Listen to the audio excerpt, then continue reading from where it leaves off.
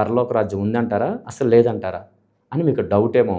పరలోక రాజ్యం ఉందా లేదా, నువ్వు మరణిస్తున్నావా, బ్రతికే ఉంటావా అని ఒకసారి ప్రశ్న వేసుకో. ఎప్పుడు మరణించకుండా ఉంటావా? జీవితకాలంతో బ్రతుకుతావా? బ్రతకవు, చనిపోతావని నీకు తెలుసు. ఎప్పటికైనా సావు మనకుందని మనందరికీ తెలుసు. అట్లనే పరలోక రాజ్యం కూడా ఉందని నీకు తెలియాలి. చనిపోవటం ఎంత పక్కాగా రాసుకుంటున్నావో, ఎప్పటికైనా చనిపోతావని నీకు ఎట్టయితే మైండ్లో ఫిక్స్ అయి ఉన్నావో, తప్పనిసరిగా ఇది నిజం, పచ్చి నిజం. అలాగనే పరలోక రాజ్యం ఉంది అని కూడా పచ్చి నిజం. కాబట్టి నువ్వు నమ్మితే మరణించినా సరే ఈ భూమి మీద మరలా పరలోక రాజ్యంలో బ్రతకడానికి గొప్ప అవకాశం ఉంది. అందుకు నా ప్రభు నిన్ను ప్రేమతో పిలుస్తున్నాడు. రండి, ఇప్పటికైనా నా వైపు చూడండి.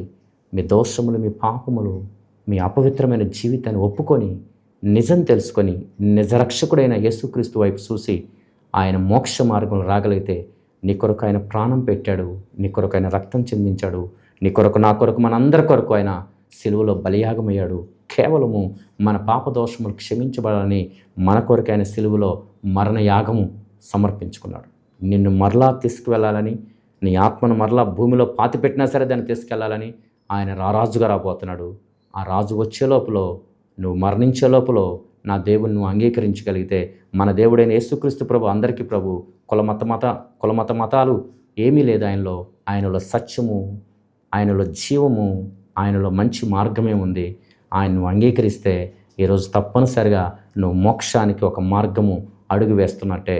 ఆయన అంగీకరిస్తే నీ హృదయంలో ఉన్న తలంపులన్నీ ఒకసారి పరిశీలన చేసుకొని, నీలో, నాలో, మనలో ఉన్న లోపములు మొత్తం ఒప్పుకొని విడిచిపెడితే, ఆయన పవిత్రమైన అడుగుల్లో నువ్వు అడుగు వేస్తే, ఆయనను నువ్వు సొంత రక్షకుడిగా అంగీకరించగలిగితే, ఆయన నీ బెస్ట్ ఫ్రెండ్గా అంగీకరించగలిగితే, ఆయనతో నువ్వు స్నేహం చేయగలిగితే, ఆయన అద్వితీయుడు, ఆయన అనంతానికి ఆయన దేవుడై ఉన్నాడు. ఆ అనంతమైన దేవుడు నిన్ను అనంతమైన రాజ్యానికి, ఉన్నతమైన రాజ్యానికి తీసుకెళ్ళడానికి సమర్థుడు.